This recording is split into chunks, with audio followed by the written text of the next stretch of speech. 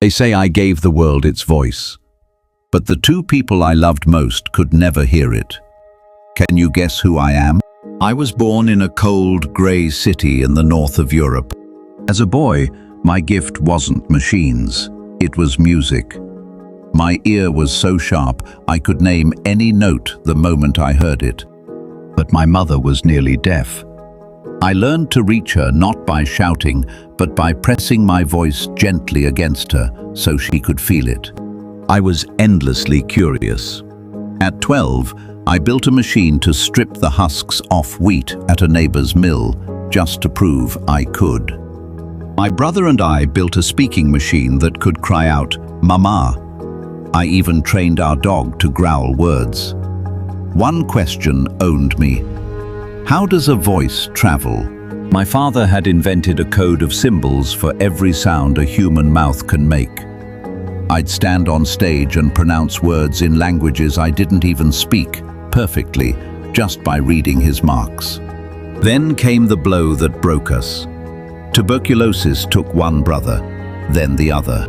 My parents, certain it would take me next, sold everything and carried me across the ocean to a new continent, a fresh start. There I found my true calling.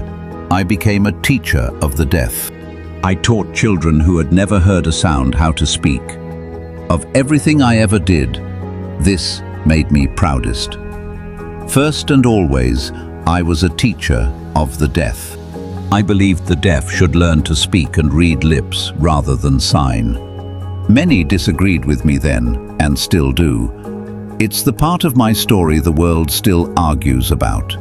One of my pupils had lost her hearing to scarlet fever as a little girl. Her name was Mabel. I fell hopelessly in love. By day, I chased a paycheck, trying to send several telegraph messages down a single wire.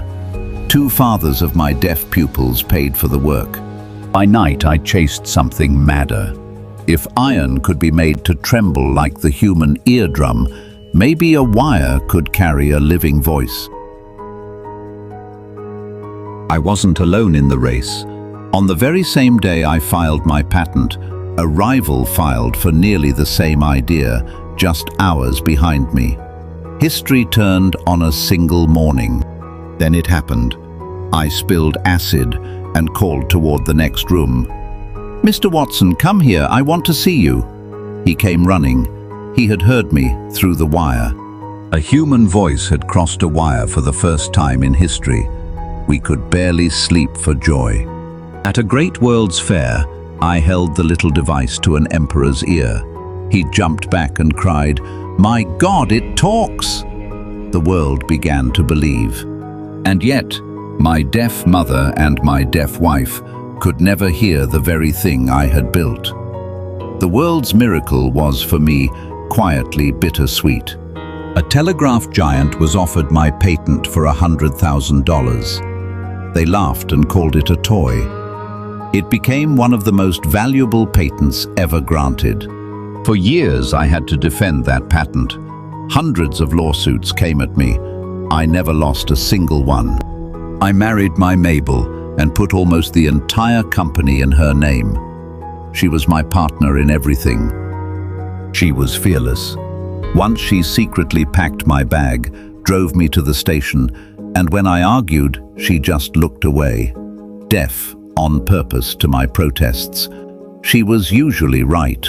Fame and fortune arrived, and still, I refused to keep a telephone in my own study. I found its ringing an intrusion on real thought. A desperate family wrote to me about their little girl who could neither see nor hear. I helped them find a teacher.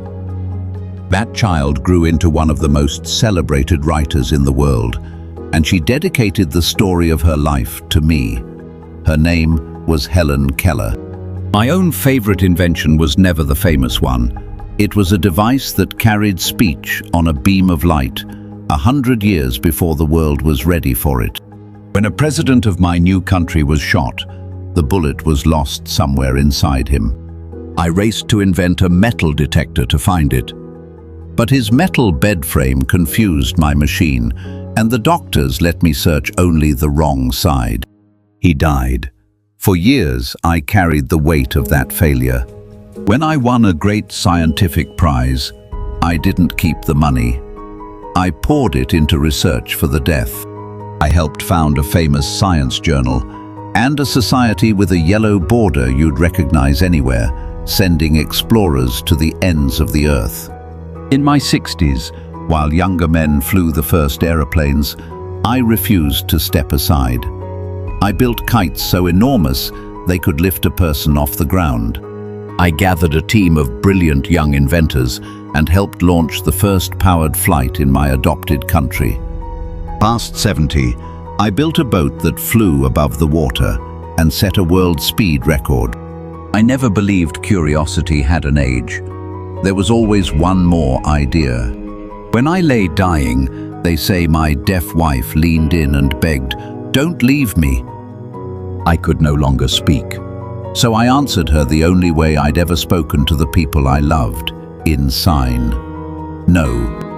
And for one full minute, across 2 entire countries, every single telephone fell silent.